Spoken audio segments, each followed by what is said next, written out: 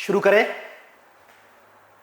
तो आज का लेक्चर मैंने बोला ना कि ये बहुत मजेदार सा होने वाला है। अगर प्रीवियस मेरे लेक्चर्स को आप देखें तो लेक्चर्स में मैंने आपको बार बार ये बात कही है कि यार प्लीज थोड़ा शब्दों पे पकड़ बनाओ, शब्दों को लेके मजबूत बनो।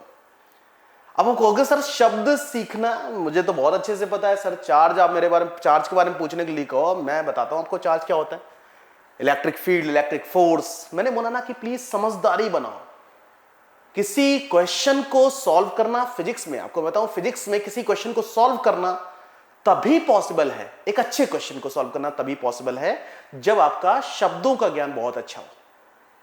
मतलब आप ये समझिए कि हर वर्ड के बारे में एक ऐसा नॉलेज, ऐसी बातें जो बातें आपको कॉन्फिडेंट करती हैं कि यस यार आप मुझसे कुछ भी पूछ सकते हो, है ना। और एक कंप्लीट एनालिसिस उस शब्द को लेके, जैसे मैंने चार्ज को लेके डिस्कशन किया, व्हाट इज चार्ज।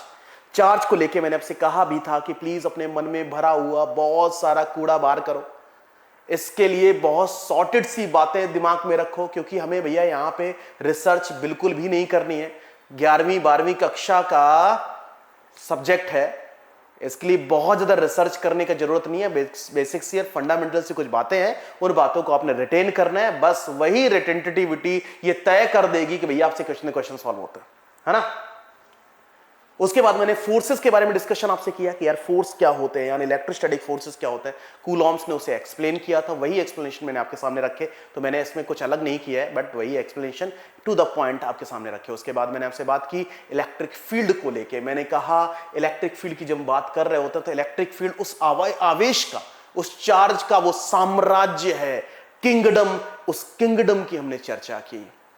और चर्चा करते करते हम आगे बढ़े और एक वर्ड हमें मिला फिर से, that is electric field lines और उनका मेजरमेंट। अगर हम इलेक्ट्रिक फील्ड लाइंस का मेजरमेंट करना स्टार्ट कर देते हैं, नंबर्स में काउंट करना शुरू कर देते हैं, उसे हम इलेक्ट्रिक फ्लक्स कहने लग जाते हैं। लेकिन प्रीवियस 2 लेक्चर्स, उन लेक्चर्स में आपके पास कुछ समस्याएं ये कि यार हमें इलेक्ट्रिक फ्लक्स कैलकुलेट करने में आ रही थी प्रॉब्लम।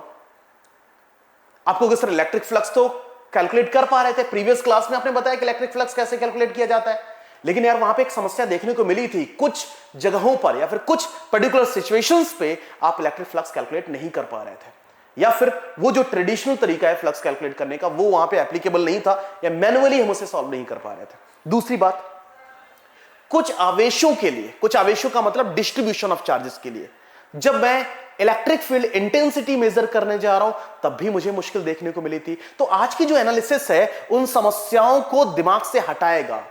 मतलब आप सोचिए कि आज का लेक्चर इतना इंपॉर्टेंट होने वाला है कि प्रीवियस 2 लेक्चर्स में आई जो समस्याएं हैं उन समस्याओं का समाधान है ये टॉपिक, है ना। तो इसी वजह से मैंने इस टॉपिक को थोड़ा सा अलग रखा है कि यार प्लीज आप पहले प्रॉब्लम्स देख के आओ, वो समस्याएं जो देखने को मिल रही थी उन समस्याओं का यहां पे समाधान है। आज के लेक्चर में क्या क्या बातें मैं आपसे करने वाला हूं एक बार देख लेते हैं। साफ साफ दिख रहा है कि मैं आपसे जो पहला डिस्कशन करूंगा, पहला डिस्कशन जो आपसे करने वाला हूं वो है गॉस थ्योरम, है ना। तो स्टूडेंट के मन में ये बात जरूर आती है कि व्हाई गॉस थ्योरम, यानी ऐसा गॉस थ्योरम का जरूरत क्या पड़ा। जब ट्रेडिशनल तरीका था मेरे पास तो दिमाग में एक बात आती है व्हाई गॉस थ्योरम, इसका भी मैं आंसर दूंगा।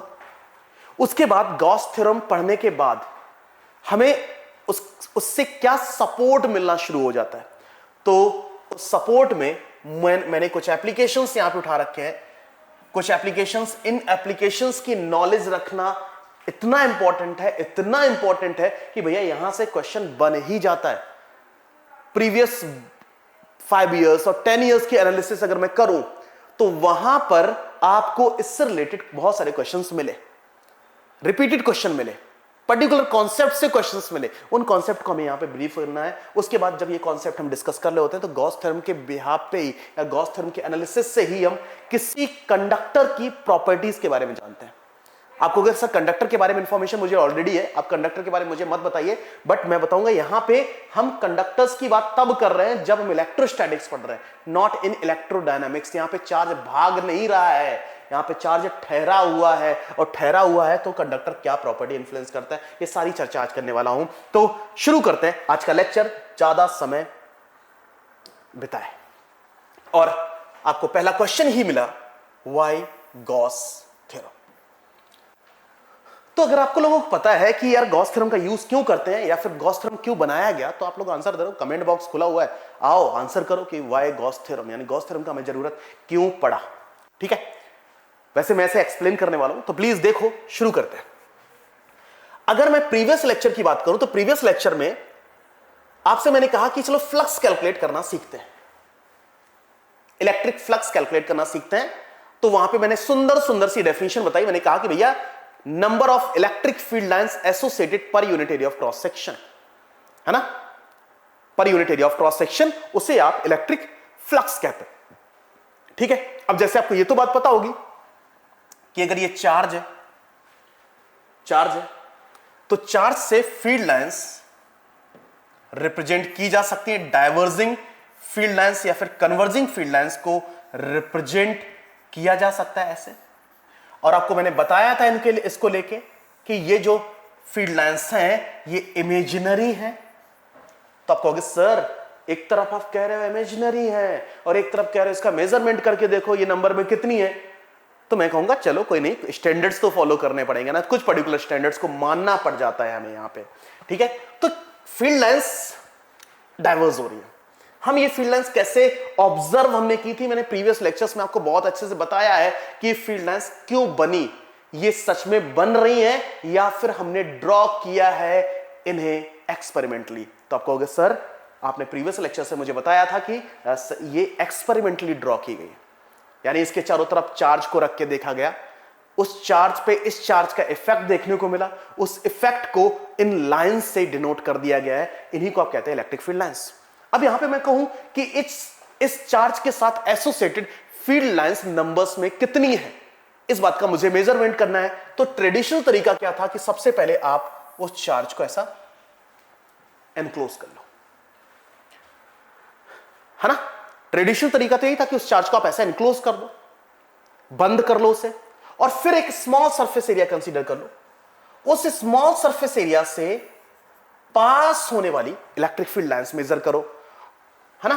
तो यहां पर मेजरमेंट के लिए आपको चाहिए इस सरफेस एरिया पे इलेक्ट्रिक फील्ड इंटेंसिटी कितनी है और इस सरफेस का एरिया कितना है, ds। तो फ्लक्स कैसे निकाला था, फ्लक्स निकाला था EDS, यानी dot product of electric field intensity and area of cross section is equivalent of flux passing through it, यानी the number of electric field lines associated with it. ठीक है, डन। अगर मैं ये सरफेस एरिया कहीं और लेता, अगर मैं पूछता यहां पे इलेक्ट्रिक फील्ड लाइंस यहां से पास होती है, इलेक्ट्रिक फील्ड लाइंस कैलकुलेट करो, तो आप यहां से पास होता है, इस एरिया ऑफ क्रॉस सेक्शन से पास होता है इलेक्ट्रिक फ्लक्स कैलकुलेट करते हैं। ये आपको बहुत अच्छे से पता है, यहां से यहां तक की डिस्टेंस अलग है, यहां से यहां तक की डिस्टेंस अलग है, तो यहां पे इलेक्ट्रिक फील्ड इंटेंसिटी कुछ और होगी। यहां पे इलेक्ट्रिक फील्ड इंटेंसिटी E1 मान लेता है, तो यहां पे इलेक्ट्रिक फील्ड इंटेंसिटी E2, तो यहां से पास होता फ्लक्स कितना है, that's d phi 2 and is equivalent of E2 dot ds, है ना, है क्लियर है ना। तो भाई मुझे टोटल फ्लक्स कैलकुलेट करना है, तो अगर मैं फाई टोटल कैलकुलेट करने जाऊं तो फाई टोटल के लिए प्रॉब्लम है कि यार छोटे छोटे सरफेस एरिया के लिए d phi 1 plus d phi 2 plus of d phi 3 and so on, इस टाइप से आप टोटल फ्लक्स कैलकुलेट करते थे। ये तरीका था टोटल फ्लक्स कैलकुलेट करने का। ठीक है ना। मैं क्या बता रहा हूं आपको, why Gauss theorem, Gauss theorem का जरूरत क्यों पड़ा, है ना। तो यहां पे अगर मैं एक ट्रेडिशनल तरीके से फ्लक्स कैलकुलेट करने जाऊं तो मुझे साफ साफ दिख रही है मुश्किलों का सामना करना पड़ेगा। मुश्किलें मुश्किलें मुश्किलें देखने को मिल रही है ना। तो ये मुश्किलें सॉल्व कैसे की जाए, यहां पे मेरे लिए मुश्किल था। वहीं पे अगर मैं ये चार्ज ऐसा लेता और मैं इसके अराउंड जो सरफेस मैंने अभी नॉन यूनिफॉर्म लिया था, इस टाइप का शेप लिया था, मैं इस टाइप का शेप लूं तो इस टाइप का शेप लेने से क्या फायदा मिला, इस एरिया ऑफ क्रॉस सेक्शन पे फ्लक्स, पासिंग फ्लक्स कैलकुलेट करना है। अगर मैं इलेक्ट्रिक फील्ड इंटेंसिटी की बात करूं तो यहां पे E है, area of cross section ds है, तो फ्लक्स कितना होगा, फ्लक्स होगा EDS।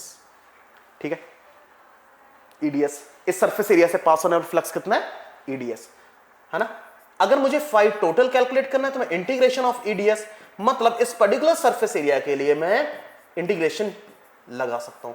क्यों लगा सकता हूं? क्योंकि अगर मैं यहां के लिए कैलकुलेशन करता तब भी आंसर ईडीएस आता, अगर मैं किसी और सरफेस एरिया को काउंट करके फ्लक्स कैलकुलेट करता तब भी मेरे पास ईडीएस आता। तो EDS plus EDS plus EDS plus EDS, यानी हम इंटीग्रेशन ऑफ ईडीएस यानी पूरे सरफेस एरिया के लिए मैं फ्लक्स कैलकुलेट कर सकता हूं। लेकिन यहां पे मैं इंटीग्रेशन नहीं लगा सकता। क्यों नहीं लगा सकता? क्योंकि हर जगह फ्लक्स अलग अलग है, तो मुझे हर सरफेस के लिए अलग अलग फ्लक्स कैलकुलेट करना पड़ेगा। तो मुझे बताओ फ्लक्स कैलकुलेट करना कहां आसान है?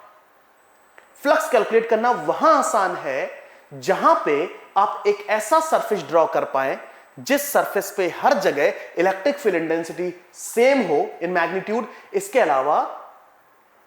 अलावा वो जो सरफेस है उसका कंप्लीट सरफेस एरिया भी मुझे पता हो, जिससे मैं उसकी लिमिट डिक्लेयर कर पाऊं, है ना। क्लियर? तो समस्याएं कहां देखने को मिली? आप कहोगे सर एक केस लेते हैं, मैंने कहा कि ये चार्ज Q1 है, Q2 चार्ज है, Q3, मुझे इसके साथ इन चार्जेस के साथ एसोसिएटेड फ्लक्स कैलकुलेट करके बताओ। तो आप कहोगे सर सबसे पहले एक काम करो, इसके अराउंड एक ऐसा सरफेस ड्रॉ करो जिसका सरफेस एरिया भी मुझे पता हो और मुझे यह भी पता हो कि इसके सरफेस पे हर जगह इलेक्ट्रिक फील्ड इंटेंसिटी सेम है। तो मैंने इसको एनक्लोज करने के लिए मैंने ये सरफेस ड्रॉ किया। लेकिन मैंने ये सरफेस ड्रॉ तो कर लिया, बट आप ये बिल्कुल भी नहीं कह सकते कि सरफेस पे हर जगह इलेक्ट्रिक फील्ड इंटेंसिटी सेम है। चलो मैं ये तो बता सकता हूं, क्योंकि इसकी रेडियस को अगर मैं r मान लूं तो इसके सरफेस का एरिया जो है वो है 4πr², बट सरफेस पे हर जगह इलेक्ट्रिक फील्ड इंटेंसिटी अलग अलग है। तो यार प्रॉब्लम कहां है? तो प्रॉब्लम वहां है जहां पे एक ऐसा पैटर्न, एक ऐसा सरफेस आप ड्रॉ नहीं कर पाते जिस सरफेस पे हर जगह इलेक्ट्रिक फील्ड इंटेंसिटी सेम हो, है ना। तो कुछ चार्जेस के लिए आपको पता है, जैसे पॉइंट चार्ज के लिए तो आपको पता था एक ऐसा सरफेस ड्रॉ किया जा सकता है, लेकिन अगर 3 चार्जेस की बात की जाए तो यहां पे फ्लक्स इस टाइप का सरफेस ड्रॉ करना थोड़ा सा मुश्किल था। ठीक है, इस बात को गॉस ने पकड़ लिया और एक जबरदस्त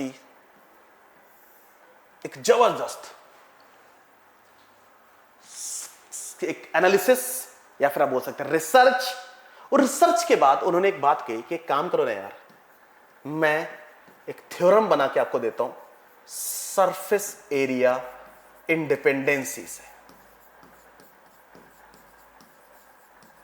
सरफेस एरिया इंडिपेंडेंसी मतलब फ्लक्स कैलकुलेट करना है तो क्यों यार बार बार सरफेसेस ड्रॉ कर रहे हो? उन्होंने एक सरफेस एरिया की इंडिपेंडेंसी डिक्लेयर कर दी और कहा कि the total flux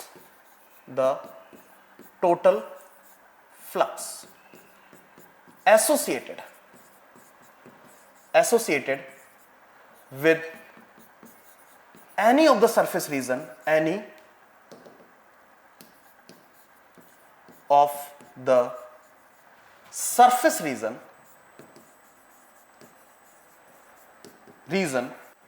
the total flux associated with any of the surface region is always be equal to is always be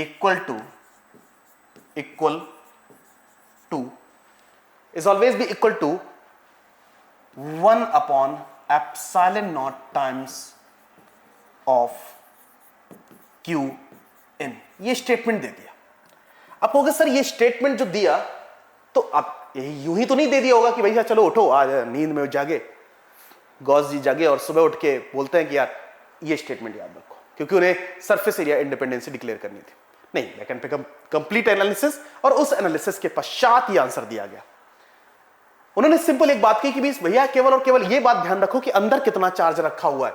जैसे अगर ये चार्ज क्यू है, मुझे इसके साथ एसोसिएटेड फ्लक्स कैलकुलेट करना है, तो आप इसको किसी भी सरफेस से ढक दो, है ना। आपके पास आंसर फ्लक्स कितना आएगा?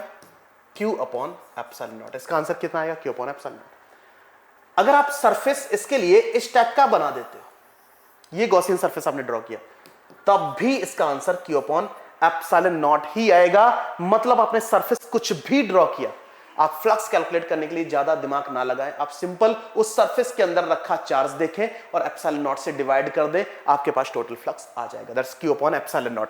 तो टोटल फ्लक्स कैलकुलेट करना आसान हो गया था। क्यों आसान हो गया था? मैंने पूछा how much flux associated with it is, the answer is Q1 plus Q2 plus Q3 upon epsilon not. मैंने पूछा how much flux associated with it is, दस Q upon epsilon not. How much flux associated with it is, answer is Q upon epsilon naught, है ना। तो statement कहीं ना कहीं ये डिक्लेयर कर रहा था कि फाई यानी phi total is equal to Q in upon epsilon not, Q in upon epsilon, ये स्टेटमेंट था। Clear, done. अब मुझे टोटल फ्लक्स कैलकुलेट करना मेरे लिए बहुत आसान है कि मैं किसी भी सरफेस के साथ एसोसिएटेड फ्लक्स कैलकुलेट करना चाहता हूं, मैं सिंपल उस चार्ज को किसी भी सरफेस से एनक्लोज करूंगा और सिंपल उस चार्ज अंदर रखे चार्ज को देखूंगा और एप्सिलॉन नॉट से डिवाइड कर दूंगा। ठीक है, अब इसके वेरिफिकेशन को भी देखते हैं कि यार ये बात जो थी वो सही थी कि नहीं। लाइक मैं ट्रेडिशनल तरीके से फ्लक्स कैलकुलेट करूं और गॉस थ्योरम से फ्लक्स कैलकुलेट करूं, तो क्या दोनों आंसर बिल्कुल सेम आने चाहिए? बिल्कुल आने चाहिए। ठीक है, तो मैंने बोला कि चलो मैं इसको थोड़ा सा वेरीफाई करता हूं, तो मैं यहां पे इसे वेरीफाई करने आ गया। अब सिंपल सी बात, मैं वेरिफिकेशन तो वहीं कर पाऊंगा ना जहां पे मैं ट्रेडिशनल तरीके से फ्लक्स कैलकुलेट करना जानता हूं। ठीक है, मैंने पूछा कि इस चार्ज के साथ एसोसिएटेड फ्लक्स बताओ अपने ट्रेडिशनल तरीके से, तो आप सिंपल क्या करोगे, इसको एक सरफेस से इस टाइप से ढक लोगे, फिर इसमें आप स्मॉल सरफेस कंसीडर करोगे, जहां पे सरफेस जो आपने कंसीडर किया उससे पास होने वाला फ्लक्स आप ट्रेडिशनल तरीके से सॉल्व करना चाहते हो। ठीक है, तो यहां पे अगर सरफेस एरिया ds मान लिया जाए तो फ्लक्स एसोसिएटेड यानी इस सरफेस एरिया के साथ फ्लक्स एसोसिएटेड कितना है, eds। और हम मुझे फाई टोटल कैलकुलेट करना है सभी पूरे सरफेस के लिए, तो आप इसे लिख सकते हैं इंटीग्रेशन ऑफ eds। यहां पे आप इंटीग्रेशन अप्लाई कर सकते हैं बिकॉज ऑफ इस सरफेस पे हर जगह अगर मैं स्मॉल सरफेसेस कंसीडर करूं तो मुझे eds eds eds eds ही मिलेगा। मैं पूरे सरफेस के लिए जैसे 0 से लेके 4 पाई r स्क्वायर, अगर मैं सरफेस का रेडियस यानी जो मैंने इसके अराउंड सरफेस ड्रॉ किया है इसकी रेडियस को r मानूं तो मैं इसे 0 से लेके 4 पाई r स्क्वायर तक इंटीग्रेट कर सकता हूं। ठीक है, क्लियर। इसके अलावा अगर मैं पूछूं कि इस चार्ज से r डिस्टेंस पे यहां पे इलेक्ट्रिक फील्ड इंटेंसिटी कितनी है, तो इलेक्ट्रिक फील्ड इंटेंसिटी कितनी है, इतनी है 1/4 पाई epsilon not Q upon r square. तो मैं वो वैल्यू प्लेस कर देता हूं 1/4 पाई epsilon not Q upon r square ds 0 से लेके 4 पाई r स्क्वायर तक। इलेक्ट्रिक फील्ड इंटेंसिटी कांस्टेंट है in magnitude, so 1/4 pi epsilon not Q upon r square आप बाहर कर लीजिए integration of ds that is 0 से लेके 4 पाई r स्क्वायर। इसे फर्दर अब सॉल्व करेंगे तो मिलेगा 1/4 पाई epsilon not Q upon r square ds का integration that is 4 pi r square. अगर 4 pi r square cancel, the answer is Q upon epsilon not. यानी जब मैं ट्रेडिशनल तरीके से फ्लक्स कैलकुलेट करने गया तो मुझे आंसर मिला Q अपॉन एप्सिलॉन नॉट। वहीं पे अगर मैं गॉस थ्योरम से फ्लक्स कैलकुलेट करने जाता तो यूजिंग गॉस थ्योरम, तो गॉस स्टेटमेंट क्या कहता है, गॉस स्टेटमेंट कहता है भैया अंदर रखा charge divided by epsilon not कर दो, तो अंदर कितना चार्ज है Q divided by epsilon naught. तो गॉस थ्योरम से भी फ्लक्स कितना है Q अपॉन एप्सिलॉन नॉट, और ट्रेडिशनल तरीके से भी फ्लक्स कितना है Q अपॉन एप्सिलॉन नॉट। आपको कि चलो ठीक है यहां पे फ्लक्स कैलकुलेट करना आता था ट्रेडिशनल तरीके से आपको, ठीक है। कुछ एक ऐसे केसेस लो जहां पे आप ट्रेडिशनल तरीके से फ्लक्स कैलकुलेट करो। अरे भाई गॉस थ्योरम इसलिए बनाई गई है कि जहां पे मैं ट्रेडिशनल तरीके नहीं लगा पा रहा हूं वहां पे मैं फ्लक्स कैलकुलेट करूं, वहां पे मैं गॉस थ्योरम का यूज करूं। क्लियर है ना। तो मैं केसेस तो वही लेके चलूंगा ना जिसमें मैं ट्रेडिशनल तरीके से फ्लक्स कैलकुलेट करना जानता हूं, जहां पे मैं ऐसे सर्फेसेस ड्रॉ कर पाता हूं जिस सर्फेस के लिए मेरे लिए फ्लक्स कैलकुलेट करना आसान है। ठीक है, और गॉस उसे वेरीफाई कर रही है, गॉस इसे प्रूव कर रही है। इसे आप प्रूफ ऑफ गॉस थ्योरम भी कह देते हैं। वैसे ये प्रूविंग जैसा कुछ भी नहीं है, यहां पे केवल वेरिफिकेशन है। मैं ट्रेडिशनल तरीके से फ्लक्स कैलकुलेट करने गया, मेरा आंसर कुछ है और गॉस थ्योरम से भी वही आंसर मिल रहा है। इसका मतलब गॉस थ्योरम एक पैटर्न पे मेरे सक्सेसफुल हो रही है। ठीक है, मुझे फर्दर और चेक करने का कोई जरूरत नहीं है। ठीक है, सो ये है गॉस थ्योरम। तो अभी आपको एक बात पता चली, why Gauss theorem, and the second one is what is Gauss theorem. ठीक है, दोनों बातें पता चल गई। अब इस लेक्चर के अगले पड़ाव में यह पढ़ने से फायदा क्या हुआ इस बात का पता चलेगा। यानी नेक्स्ट में इसके फायदे बताने जा रहा हूं आपको। ठीक है, वैसे मैंने लेक्चर की शुरुआत में ही बात ये कह दी थी कि अगर आप इस लेक्चर की शुरुआत कर रहे हैं तो प्लीज आप जब यहां तक इसे पढ़ लेते हैं, गॉस थ्योरम को पढ़ लेते हैं, उसके बाद यहां से स्टार्ट होता है कि यार गॉस थ्योरम क्यों इंपॉर्टेंट था। अगर मेरे प्रीवियस टू प्रीवियस लेक्चर की बात करो तो प्रीवियस टू प्रीवियस लेक्चर में मैंने आपको इलेक्ट्रिक फील्ड के बारे में बताया और इलेक्ट्रिक फील्ड इंटेंसिटी के बारे में। तो मैं जब आपसे कहता था कि पॉइंट चार्ज से r डिस्टेंस पे इलेक्ट्रिक फील्ड इंटेंसिटी कैलकुलेट करो, आप फॉर्मूला लगाते थे, आपको रिजल्ट मिल जाता था 1/4πε0q/r²। हाँ, मैं बोलता था कि मल्टीपल ऑफ पॉइंट चार्जेस हैं, उसकी वजह से एक पर्टिकुलर पॉइंट पे जाके इलेक्ट्रिक फील्ड इंटेंसिटी कैलकुलेट करो। आप सभी पॉइंट चार्जेस की वजह से वहां पे इलेक्ट्रिक फील्ड इंटेंसिटी कैलकुलेट करते थे और सबका एक वेक्टर समेशन करते थे, ये करना होता था। लेकिन वहीं पे मैं डिस्ट्रीब्यूशन ऑफ चार्ज को जब लेता था, जैसे मैंने लीनियर चार्ज लिया था, जैसे मैंने सरफेस चार्ज लिया था, जैसे मैंने वॉल्यूमेट्रिक चार्ज लिया था, उन केसेस में जब आपको इलेक्ट्रिक फील्ड इंटेंसिटी कैलकुलेट करने के लिए कही गई तो जो ट्रेडिशनल तरीका था इलेक्ट्रिक फील्ड इंटेंसिटी कैलकुलेट करने का, वहां पे मुश्किलें देखने को मिली, है ना। आपको पता है कि ये मेरा पढ़ाया हुआ आपको बहुत अच्छा लगेगा, आप प्लीज इस जर्नी को फॉलो करें। आप जर्नी को फॉलो करेंगे तो समस्याएं समाधान, समस्याएं समाधान, और एक ब्रीफ से एक सॉर्टेड सी बात है, फालतू की बकवास नहीं, 1% भी बकवास नहीं। दिमाग में मैं आपके वो वर्ड या वो चीजें डालूंगा ही नहीं जो आपको डिस्ट्रैक्ट करें, है ना। यूट्यूब पे जो बच्चा पढ़ने आता है वो कहीं ना कहीं अंडरस्टैंडिंग रखता है, बेसिक अंडरस्टैंडिंग रखता है, उसे बस सॉर्टेड सी बातें चाहिए, वो बातें मैं आपको डिलीवर कर रहा हूं। क्लियर है ना, ठीक है। और पूरा सिलेबस मैं आपके सामने रखूंगा। तो देखते हैं लीनियर चार्ज को स्टडी करके, है ना। तो नेक्स्ट मैंने बोला ना कि गॉस थ्योरम के कुछ एप्लीकेशंस मतलब जहां पे गॉस थ्योरम का प्रयोग होते हुए देखा गया, ठीक है। कहां पे देखा गया कि यार मैं लीनियर चार्ज के लिए फ्लक्स कैलकुलेट कर सकता हूं, यस मैं कर सकता हूं। मैं सरफेस चार्ज के लिए फ्लक्स कैलकुलेट कर सकता हूं, मैं वॉल्यूमेट्रिक चार्ज के लिए फ्लक्स कैलकुलेट कर सकता हूं, यस मैं फ्लक्स कैलकुलेट कर सकता हूं, मैं फ्लक्स कैलकुलेट कर सकता हूं, ठीक है। तो चलो यार चलते हैं एक लीनियर चार्ज के साथ एसोसिएटेड फ्लक्स कैलकुलेट करना सीखते हैं। अभी मैंने पॉइंट चार्जेस के लिए फ्लक्स कैलकुलेट करना आपको सिखाया, ठीक है, लीनियर चार्ज के लिए, ठीक है। तो लीनियर चार्ज का जब फ्लक्स आप कैलकुलेट करने जाएंगे तो देखते हैं क्या क्या देखने को मिला। सबसे पहले लीनियर चार्ज मतलब चार्ज का एक लाइन में अरेंजमेंट, है ना, यूनिफॉर्म डिस्ट्रीब्यूशन ऑफ चार्ज।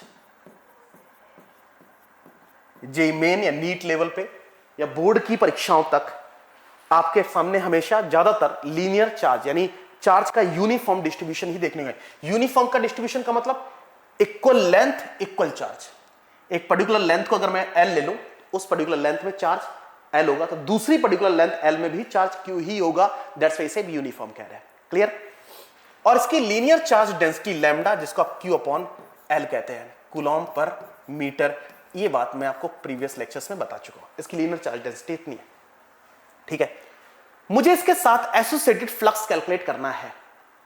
अगर मुझे इसके साथ एसोसिएटेड फ्लक्स कैलकुलेट करना है तो सबसे पहले मैं इसे ढक दूंगा, मैं इसे कुछ ढक दूंगा एक ऐसे सरफेस से जिस सरफेस को आप एक परफेक्ट गॉसियन सरफेस, इसे आप गॉसियन सरफेस कहें, गॉसियन सरफेस जिसके लिए हम फ्लक्स कैलकुलेट करने निकले हैं। एक परफेक्ट गॉसियन सरफेस है। इसके सरफेस पे आप देखें कि अगर मैं इस लीनियर चार्ज से इसका गैप देखूं, अगर जो मैंने सरफेस कंसीडर किया उसकी रेडियस को r मान लूं, तो लीनियर चार्ज से आप r दूरी पर है, r दूरी पर एक सिलेंड्रिकल रीजन साम्राज्य। आपको यह भी बहुत अच्छे से पता होगा कि एक लीनियर चार्ज का जो फील्ड होता है वो सिलेंड्रिकल होता है, सिलेंड्रिकल रीजन। और मुझे फ्लक्स कैलकुलेट करना है इस सिलेंड्रिकल रीजन के साथ एसोसिएटेड फ्लक्स कितना होगा। आपको सर अपने तार को कंप्लीटली तो ढका नहीं, लेकिन मैंने कितने हिस्से को ढक लिया है, तार के एल लेंथ हिस्से को मैंने ढक लिया है, ठीक है, एनक्लोज। सो एसोसिएटेड फ्लक्स कैलकुलेट करना है। ट्रेडिशनल तरीका क्या कहता है? ट्रेडिशनल क्या तरीका कहता है कि मैं एक सरफेस एरिया कंसीडर करूं, इस सरफेस पे ds, यहां पे इलेक्ट्रिक फील्ड इंटेंसिटी कितनी है, E, है ना। तो इस सरफेस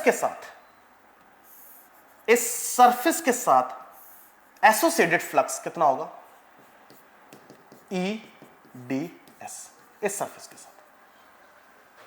मतलब अगर मैं कहीं और भी सरफेस मानूं, अगर इस सरफेस में कहीं और स्मॉल सरफेस एरिया कंसीडर करता हूं तो वहां पे भी फ्लक्स ईडीएस है।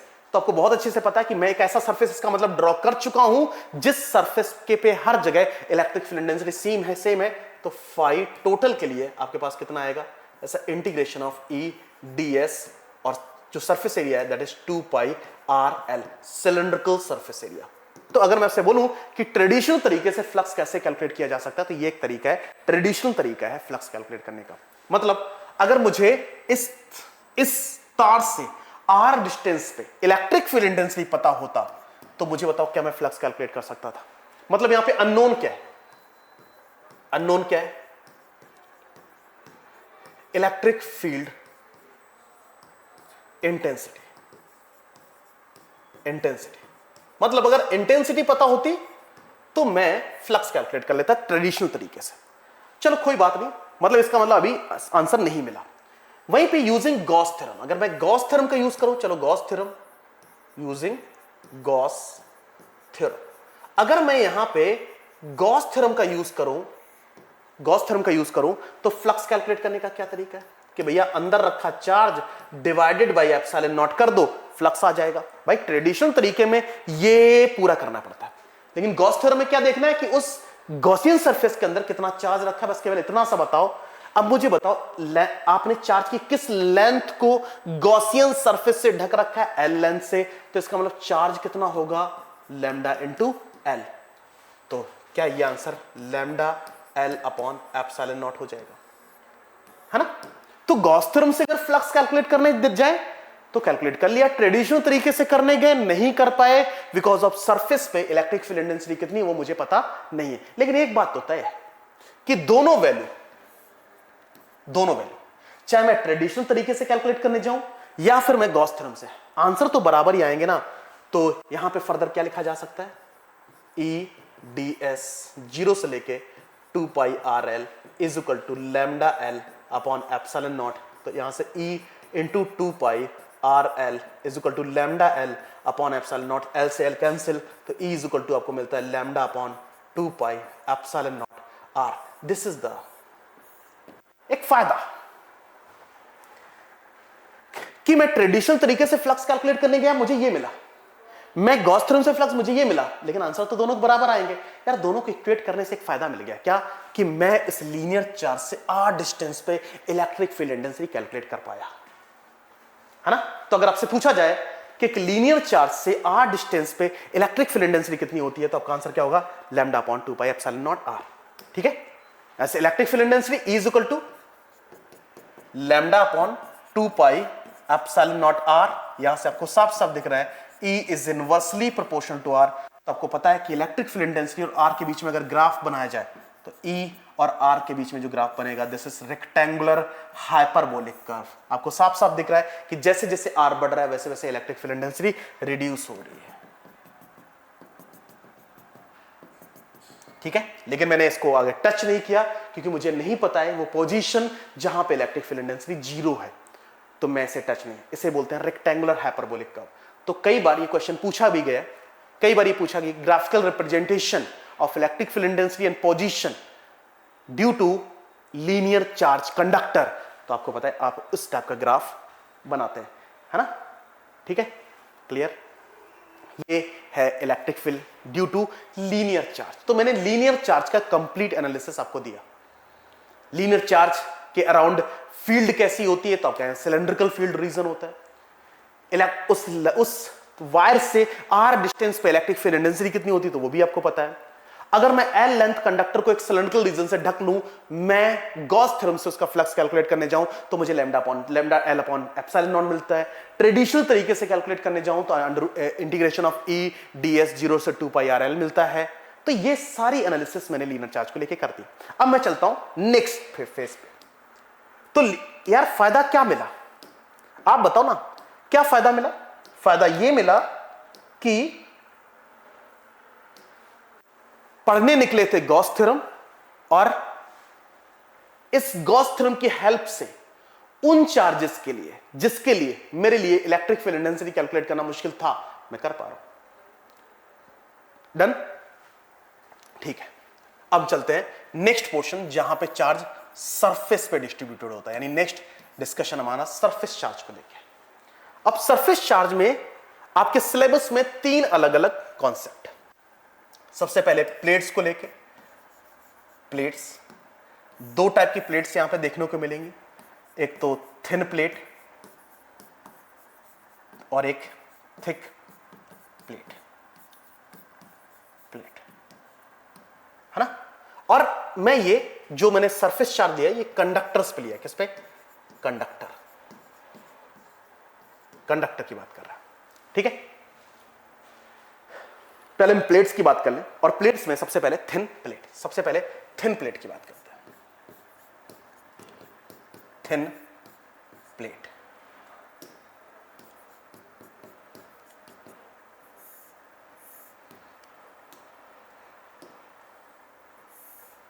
Thin plate. सबसे पहले मुझे बताओ यहां पे थिन वर्ड डालने का मतलब क्या है, मतलब उन्हें थिन कहने की क्या जरूरत है। थिन कहने का मतलब केवल और केवल इतना सा है, आप ऐसा समझिए कि एक आवेश का समूह यानी चार्ज कुछ इस टाइप से डिस्ट्रीब्यूटेड है। मान लेते हैं एक प्लेट है, ये एक प्लेट है, और ये प्लेट चार्ज्ड है, ठीक है, चार्ज्ड है। आप ऐसा समझिए कि एक पर्टिकुलर जगह में चार्ज को ऐसा फैला दिया गया है ना, चार्ज को यूनिफॉर्मली फैला दिया गया है, ठीक है। तो इसे सरफेस चार्ज कहा जा सकता है। थिन कहने का मतलब यह है कि इस चार्ज का इफेक्ट इस साइड भी है प्लेट के और इस साइड भी है, मतलब चार्ज का इन्फ्लुएंस यानी चार्ज का जो साम्राज्य है वो राइट हैंड साइड भी है और लेफ्ट हैंड साइड भी है, इसी वजह से थिन कहा जा रहा है इसे, ठीक है, क्लियर। मैं अगर आपसे बोलूं कि ये एक सरफेस रीजन है, एक स्मॉल सरफेस रीजन एस, और ये जो प्लेट है इसकी surface charge density, surface charge density, क्योंकि यूनिफॉर्म डिस्ट्रीब्यूशन ऑफ चार्ज है, सिग्मा है। सरफेस चार्ज डेंसिटी कितनी है, सिग्मा, यानी यूनिफॉर्म डिस्ट्रीब्यूशन ऑफ चार्ज, है ना। और ये थिन है वो भी इनफाइनाइटली लार्ज, क्या, इनफाइनाइटली लार्ज। इनफाइनाइटली लार्ज का मतलब यहां पे दूर दूर तक है। मैं इसमें स्मॉल सरफेस एरिया कंसीडर करता हूं एस। अगर मैं स्मॉल सरफेस एरिया, इसमें जो चार्ज है इतने सरफेस एरिया में डिस्ट्रीब्यूटेड चार्ज है वो कितना है, क्यू, क्यू। तो क्या मैं सरफेस के लिए surface charge density Q upon S लिख सकता हूं, बिल्कुल लिख सकता हूं, है ना, डन। तो अगर मैं पूछूं कि सरफेस के साथ ये जो मैंने सरफेस रीजन कंसीडर किया, ये जो मैंने सरफेस रीजन कंसीडर किया, इस सरफेस में एसोसिएटेड चार्ज कितना तक हो गया, क्यों, क्यों है ना। अगर क्यू है तो गॉस थ्योरम के अकॉर्डिंग इस चार्ज क्यू से निकलने वाली फील्ड लाइंस कैलकुलेट करनी है, तो आप क्या कहते हो कि according to Gauss theorem flux Q in upon epsilon naught, Q की वैल्यू क्यू है अपॉन एप्सिलॉन नॉट, क्यू को हम यहां पे सिग्मा इंटू एस भी लिख सकते हैं, तो यहां से sigma S upon epsilon naught. तो अगर आपसे गॉस थ्योरम के अकॉर्डिंग कहा जाए कि गॉस थ्योरम के अकॉर्डिंग उस स्मॉल सरफेस एस से निकलने वाली नंबर ऑफ फील्ड लाइंस कितनी है, तो आपका आंसर क्या होगा, sigma S upon epsilon not, ठीक है। और अगर मैं ट्रेडिशनल तरीके से फ्लक्स कैलकुलेट करने के लिए आपको कहूं, तो ट्रेडिशनल तरीके से फ्लक्स कैलकुलेट करने के लिए आप क्या करोगे, आपको पता है ये चार्ज को आप कंप्लीटली ढकोगे। अब ढकने के लिए आप क्या कर सकते हो, देखो ध्यान से, ढकने के लिए आप ऐसा समझ लो कि एक, मतलब इस चार्ज को मुझे ढकना है, तो मुझे बताओ क्या एक सिलेंडर, है ना, एक सिलेंडर ऐसे लगाना पड़ेगा आपको, है ना। तो इधर की तरफ जो जाने वाली फील्ड लाइंस हैं वो ढक दी आपने, ठीक है, चार्ज को ढक दिया, और एक सिलेंडर आपने इधर लगाना पड़ेगा। आप ऐसा समझो चार्ज यहां पर रखा हुआ है, चार्ज यहां पर यू रखा हुआ है, इधर से एक सिलेंडर, आप ऐसा समझो ग्लास, कांच का ग्लास, इधर से कांच का ग्लास, इधर से कांच का ग्लास। अब मुझे बताओ क्या उन दोनों कांच के ग्लास में सारा चार्ज समाहित है, मतलब सारा चार्ज उन्हीं दो ग्लासेस में कंसीडर किया जा सकता है कि नहीं, ठीक है। अब इस चार्ज से निकलने वाली फील्ड लाइंस क्योंकि परपेंडिकुलर सरफेस तो फील्ड लाइंस इधर भी जा रही होंगी और फील्ड लाइंस इधर भी जा रही होंगी, है ना। तो अगर मुझे एस सरफेस एरिया में लाई करने वाले चार्ज को ढकना है तो मुझे एक ऐसा ग्लास से ढकना पड़ेगा जिसका ये सरफेस एरिया भी एस हो और ये वाला सरफेस एरिया भी एस हो, तभी मैं इस चार्ज को कंप्लीटली ढक सकता हूं। ठीक है, क्लियर।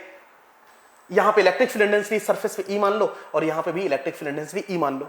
तो how much flux associated with it is flux E into S. और पूछू इस सरफेस के साथ एसोसिएटेड फ्लक्स कितना है, तो ई इंटू एस।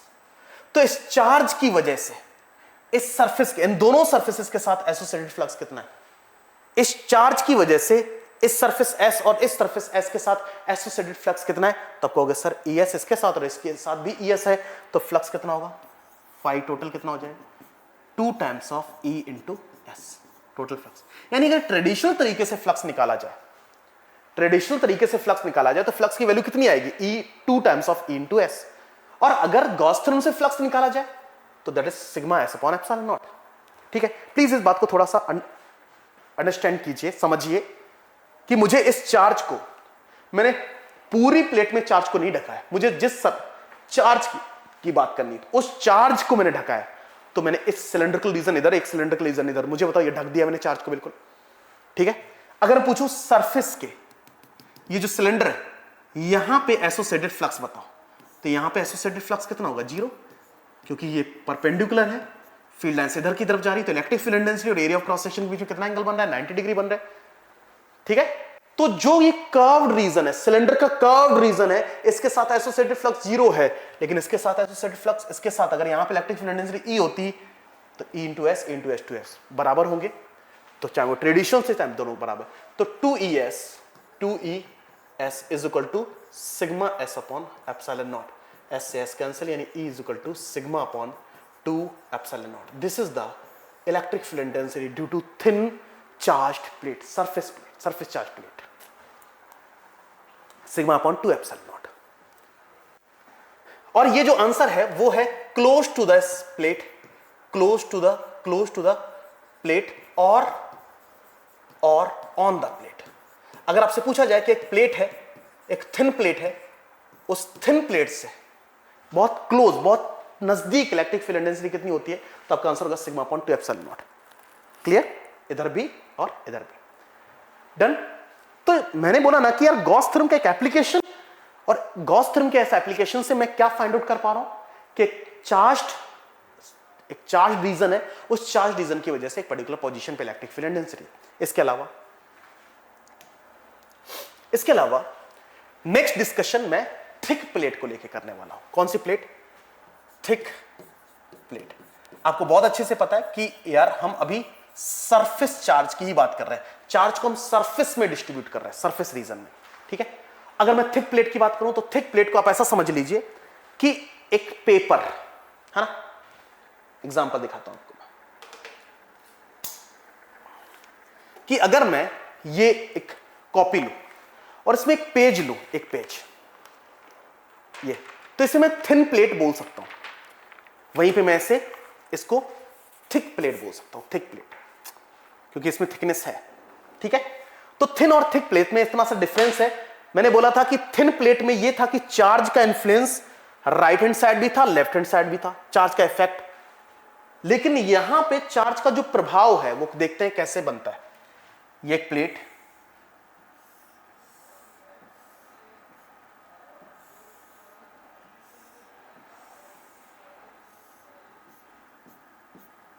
ये प्लेट, अब बुक जैसा स्ट्रक्चर मान लीजिए। ठीक है, बुक जैसा, मैंने इसे चार्ज किया तो चार्ज इस सरफेस पे डिस्ट्रीब्यूट हो गया। ठीक है, आप ऐसा देखो, ये टॉप है, ये डाउन टू अप, जो लेफ्ट हैंड साइड वाला रीजन है, लेफ्ट हैंड साइड वाला, और आपको पता है ये राइट साइड है, मतलब एक प्लेट का राइट फेस, एक प्लेट का राइट वाला फेस ये है जो कि चार्ज्ड है, ये चार्ज, मतलब चार्ज कहां पे डिस्ट्रीब्यूटेड है, केवल इस हिस्से में। और ये खुद क्या है, कंडक्टर, मतलब मान लेते हैं कि एल्यूमिनियम की शीट है, किसकी है, एल्यूमिनियम शीट है, ये एक एल्यूमिनियम या कॉपर, गोल्ड सिल्वर शीट है जो कि मोटी है, और मैं इसका ये वाला सरफेस चार्ज कर देता हूं। चार्ज का मतलब यहां पे मान लेते हैं इलेक्ट्रॉन को उठा के लाए, यहां पे डाल दिए, या फिर इस सरफेस से इलेक्ट्रॉन निकाले। देखो ध्यान से कि अगर मैं इसके पीछे वाला फेस देखूं तो ये वाला चार्ज का इन्फ्लुएंस इस साइड नहीं है ना, क्योंकि इलेक्ट्रिक फील्ड लाइंस इस कंडक्टिंग प्लेट को क्रॉस करके इधर नहीं आएंगी, उस साइड नहीं जाएंगे। तो अगर मैं इसमें एक स्मॉल, ये आपके पास लार्ज है, वो भी इनफाइनाइटली लार्ज, क्या है, इनफाइनाइटली लार्ज है, प्लेट है, और मैंने इसमें स्मॉल सरफेस एरिया एस मान लिया, तो अगर मैं पूछूं कि एस सरफेस एरिया के साथ यहां पे चार्ज कितना है, इस सरफेस एरिया, ये जो अपने सरफेस एरिया कंसीडर किया, ये जो स्मॉल सरफेस एरिया कंसीडर किया, ये एरिया है ए, या फिर एस मान लो, एस, और यहां जो चार्ज है वो कितना है, वो क्यू है, और इस प्लेट की जो सरफेस चार्ज डेंसिटी है, क्या है, सरफेस चार्ज डेंसिटी है, जो सरफेस चार्ज डेंसिटी है वह है सिग्मा। तो अगर मैं इस सरफेस की बात करूं, इस सरफेस में चार्ज कितना है, तो चार्ज इक्वल टू क्या लिखोगे, सिग्मा इंटू एस, यानी इस स्मॉल सरफेस में चार्ज कितना है, तो आप कहोगे सिग्मा इंटू एस। ठीक है। अगर मैं गॉस थ्योरम से, किससे, यूजिंग गॉस थ्योरम, अगर मैं गॉस थ्योरम से फ्लक्स कैलकुलेट करने जाऊं, गॉस थ्योरम, तो सिंपल सी बात है, हम क्या लगाएंगे, Q in upon epsilon naught. Q ने उस सिस्टम में कितना चार्ज है, sigma into S upon epsilon not.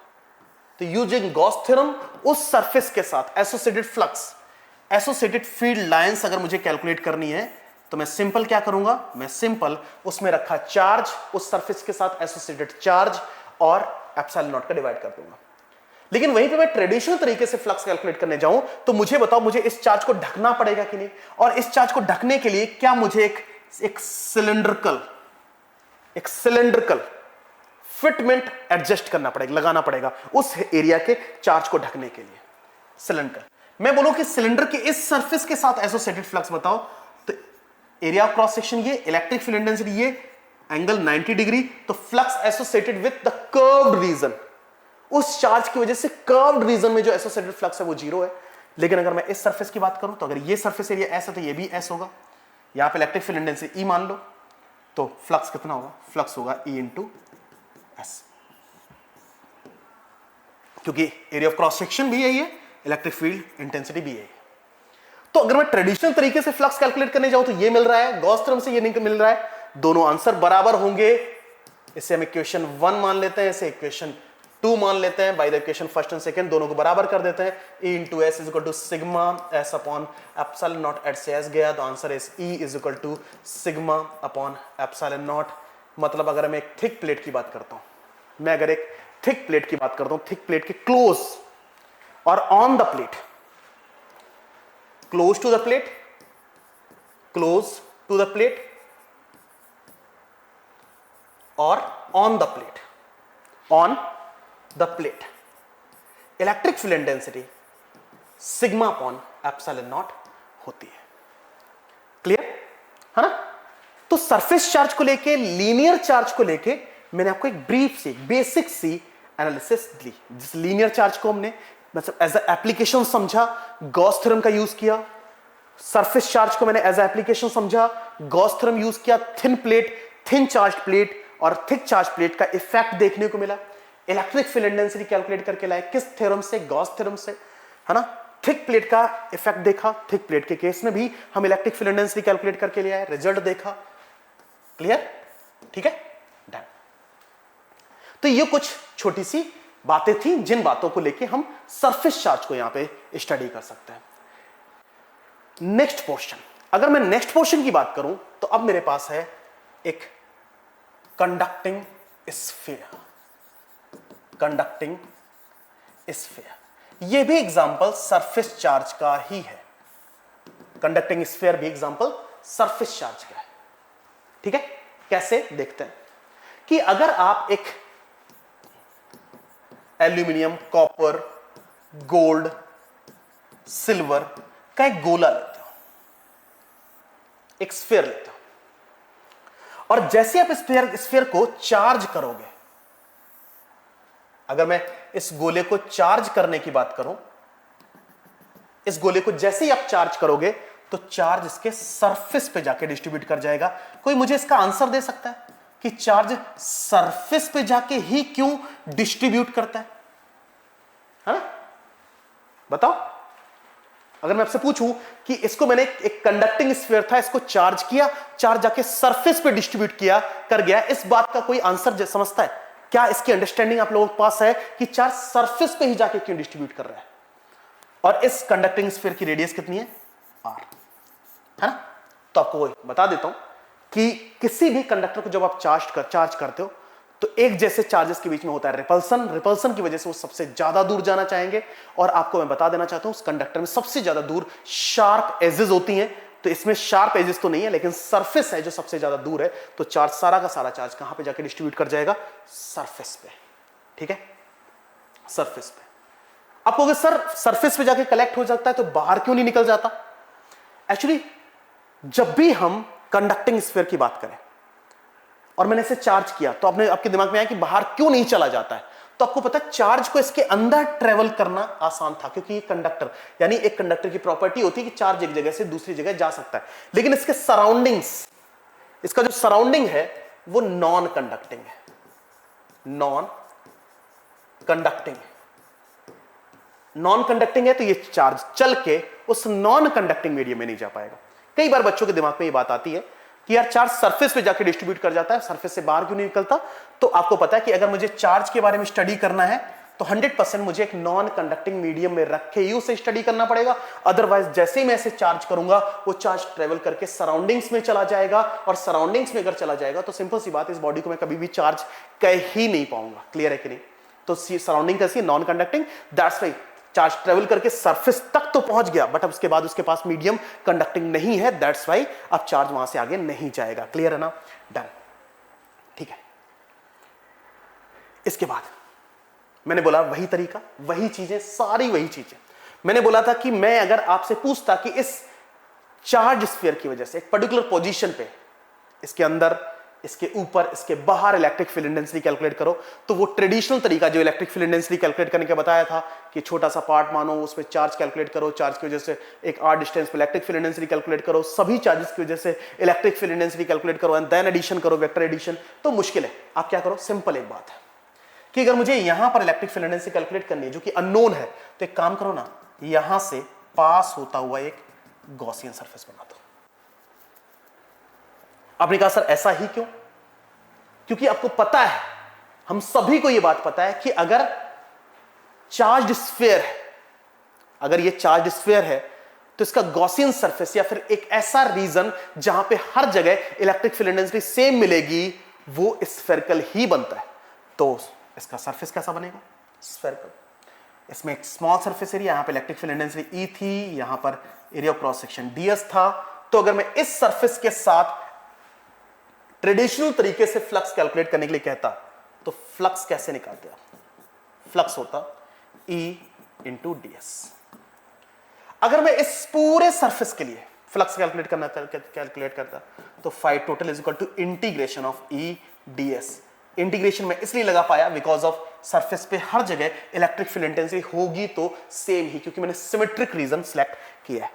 Done. अगर वहीं पे मैं, यानी ट्रेडिशनल मेथड से फ्लक्स ऐसे आता, अगर मैं गॉस थ्योरम से कैलकुलेशन करने जाता, गॉस थ्योरम, ये अगर आप जिस पे कैलकुलेशन कर रहे हो, दिस इज स्मॉल r, और गॉसियन सरफेस एरिया कितना है, 0 से लेके 4 पाई r स्क्वायर तक आप से इंटीग्रेट करोगे। गॉस थ्योरम से अगर यही फ्लक्स कैलकुलेट करने जाओगे तो गॉस थ्योरम क्या कहता है? Q in upon epsilon not. आपको साफ साफ दिख रहा है कि चार्ज यहां पे सरफेस पे डिस्ट्रीब्यूटेड है, इस सरफेस के अंदर कोई भी चार्ज नहीं है, तो इसका आंसर क्या हो जाएगा? 0। मतलब गॉस थ्योरम से फ्लक्स कैलकुलेट करने जा रहे हैं 0। अगर ट्रेडिशनल तरीके से फ्लक्स कैलकुलेट करने जा रहे हैं तो आंसर ये है, लेकिन वैल्यू तो दोनों बराबर होंगी। तो क्या मैं ऐसे लिख सकता हूं, E ds 0 से लेके 4 pi small r square is equal to 0। तो E into 4 pi r square is equal to 0, तो E इज इक्वल टू 0। मतलब एक बात साफ साफ समझ आती है कि कंडक्टर के अंदर, जब एक कंडक्टर, चार्ज्ड कंडक्टर के अंदर क्या? एक चार्ज्ड कंडक्टर के अंदर इलेक्ट्रिक फील्ड इंटेंसिटी हमेशा जीरो होती है। इस electric field intensity is zero into the charged conductor. ठीक है, ठीक है। चलो अब मुझे ये कैलकुलेशन यहां पे करनी है। ठीक है, मुझे ये कैलकुलेशन अब यहां पे करनी है। तो सिंपल सी बात है, मैं यहां से पास होता हुआ एक गॉसियन सरफेस बनाता हूं, गॉसियन सरफेस। और इस गॉसियन सरफेस पे एक स्मॉल सरफेस रीजन कंसीडर करूंगा ds, और यहां पे इलेक्ट्रिक फील्ड इंटेंसिटी कंसीडर कर लूंगा E। ठीक है, तो अगर मैं पूछूं कि स्मॉल सरफेस एरिया, जैसे ये आपके पास A स्मॉल सरफेस एरिया था, ये B स्मॉल सरफेस एरिया था, तो B रीजन के साथ एसोसिएटेड फ्लक्स कैलकुलेट करना है। ठीक है, B रीजन के साथ एसोसिएटेड फ्लक्स, तो इसे फर्दर स्टडी करते हैं, है ना। इनटू द वाला केस येलो वाले से सीखें। यहां पे अगर मैं ट्रेडिशनल तरीके से फ्लक्स कैलकुलेट करता हूं तो E ds 0 से लेके 4 पाई कैपिटल R स्क्वायर, क्योंकि आपको पता है अब रेडियस कितनी है, मतलब इस गॉसियन सरफेस का रेडियस कितनी है, R, कैपिटल R, यानी अब स्मॉल r कैपिटल R के बराबर हो चुका है। ठीक है, अगर मैं पूछूं कि इस गॉसियन सरफेस के अंदर फ्लक्स चार्ज कितना है, तो भैया जितना चार्ज इस सरफेस पे डिस्ट्रीब्यूटेड है, सारा का सारा चार्ज इस गॉसियन सरफेस के अंदर माना जाएगा। तो गॉस थ्योरम के अकॉर्डिंग फ्लक्स कितना आएगा, Q in upon epsilon naught. Q in कितना होता है, sigma into 4 pi capital R square upon epsilon naught, है ना। अगर इसकी सरफेस चार्ज डेंसिटी कितनी, सरफेस चार्ज डेंसिटी आप सिग्मा मानते हैं, सरफेस चार्ज डेंसिटी कितनी मानते हैं, सिग्मा मानते हैं, तो surface charge density sigma is equal to होता है charge upon surface area 4 pi R square. तो यहां से चार्ज की वैल्यू कितनी आ जाएगी, sigma into 4 pi R square, वो मैंने वैल्यू वहां पर रख दी। तो यहां पे क्या मिलेगा, E into 4 pi capital R square is equal to sigma into 4 pi capital R square upon epsilon naught.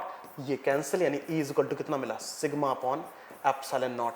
तो अगर आपसे बोला जाता है कि एक चार्ज्ड कंडक्टिंग स्फीयर के सरफेस पे इलेक्ट्रिक फील्ड इंटेंसिटी कितनी होती है, तो आपका आंसर होगा सिग्मा अपॉन एप्सिलॉन नॉट, अगर सरफेस चार्ज डेंसिटी सिग्मा है तो। मैंने बोला ना कि यार फायदा मिल रहा है किसका, गॉस थ्योरम का।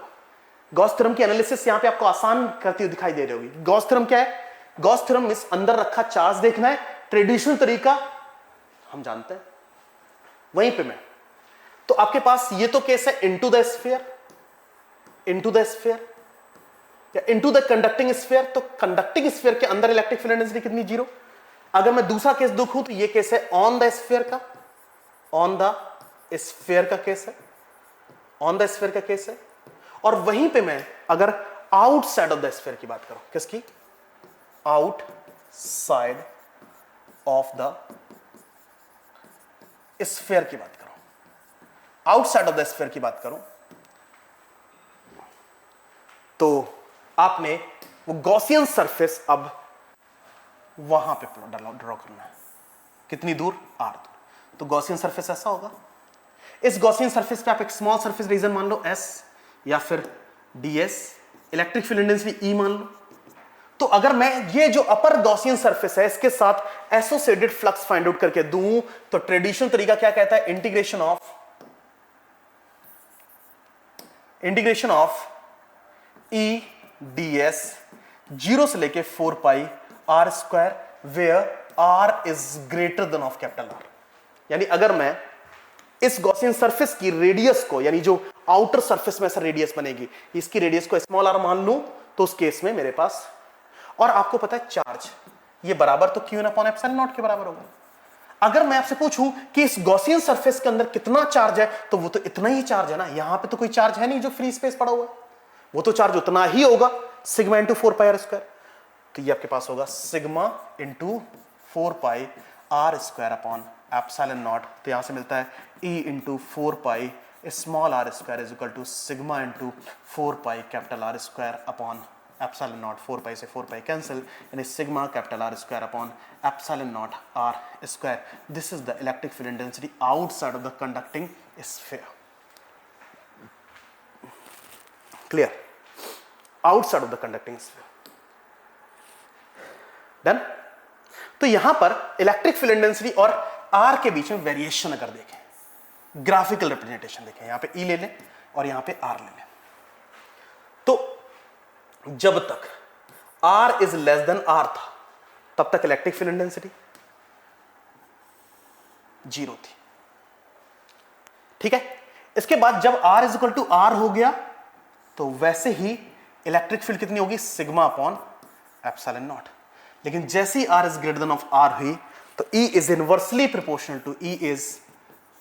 Proportional to r square, rectangular hyperbolic graph. This is the graphical representation of electric field intensity and position. ठीक है। यानी सबसे पहले अगर आप ध्यान से देखें कि सेंटर से आर इज इक्वल टू 0 से लेके R is less than of R तक हर जगह इलेक्ट्रिक फील्ड इंटेंसिटी 0 थी, 0। लेकिन जब आप सरफेस पे पहुंचे तो इलेक्ट्रिक फील्ड इंटेंसिटी एक साथ सिग्मा अपॉन एप्सिलॉन नॉट होगी। उसके बाद जब सरफेस से आप बाहर जा रहे हो तब आपके पास electric field intensity inversely proportional to r square है, तो आपको रेक्टेंगुलर हाइपरबोलिक कर्व बनेगा। This is the electric field intensity and r का ग्राफिकल रिप्रेजेंटेशन आपके पास है। ठीक है। तो यहां पे भी गॉस थ्योरम का यूज करके मैंने उन चार्जेस के लिए, उस टाइप के चार्जेस के लिए भी इलेक्ट्रिक फील्ड इंटेंसिटी कैलकुलेट करना सीख लिया है जहां पे चार्ज का डिस्ट्रीब्यूशन अवेलेबल है, चार्ज एक रीजन में डिस्ट्रीब्यूटेड है। क्लियर ना। और ये लिमिटेड सी टास्क हैं जो अपने दिमाग में रखनी, जो अपने फिट करके रखनी है। मैंने बोला कि आप ट्रेडिशनल तरीका और गॉस थ्योरम को मिक्स करके हमें कुछ रिजल्ट्स बनते हुए यहां पे दिखाई दे रहे हैं। क्लियर है ना। डन। ठीक है। तो इस अध्ययन के बाद नेक्स्ट जो एनालिसिस है वो वॉल्यूमेट्रिक चार्ज को लेके होने वाली है। नेक्स्ट एनालिसिस वॉल्यूमेट्रिक को चार्ज को लेके होने वाली है। ओके। जब आप वॉल्यूमेट्रिक चार्ज को स्टडी कर रहे होंगे तो वॉल्यूमेट्रिक चार्ज की स्टडी करने के बाद आपके वो सारे कॉन्सेप्ट क्लियर हो चुके होंगे जब हम बात कर रहे होंगे चार्ज डिस्ट्रीब्यूशन की। डिस्ट्रीब्यूशन वाले केसेस के सारे प्रॉब्लम आपके यहां से हैंडल हो जाया करेंगे। ठीक है। तो फर्दर एक काम आपने करना है कि जो वॉल्यूमेट्रिक एनालिसिस है आप खुद करने की कोशिश करें। नेक्स्ट क्लास में, नेक्स्ट लेक्चर में मैं आपके सामने वॉल्यूमेट्रिक को लेके एक एनालिसिस दूंगा और कंडक्टर की कुछ प्रॉपर्टीज को लेके भी हम डिस्कशन कर रहे होंगे जिससे लगातार बहुत सारे क्वेश्चन पूछे जाते हैं। तो आज के सेशन में इतना। नेक्स्ट सेशन में मिलते हैं हम वॉल्यूमेट्रिक चार्ज की एनालिसिस को लेके, कंडक्टर की प्रॉपर्टीज को लेके, इसके अलावा इस पूरी एनालिसिस को लेके जो न्यूमेरिकल बन सकते हैं, जो क्वेश्चन बन सकते हैं, उसका एक बहुत शानदार प्रेजेंटेशन। तो आज के सेशन में इतना। मिलते हैं नेक्स्ट। तब तक लिए आपको बहुत बहुत धन्यवाद। Thank you so much.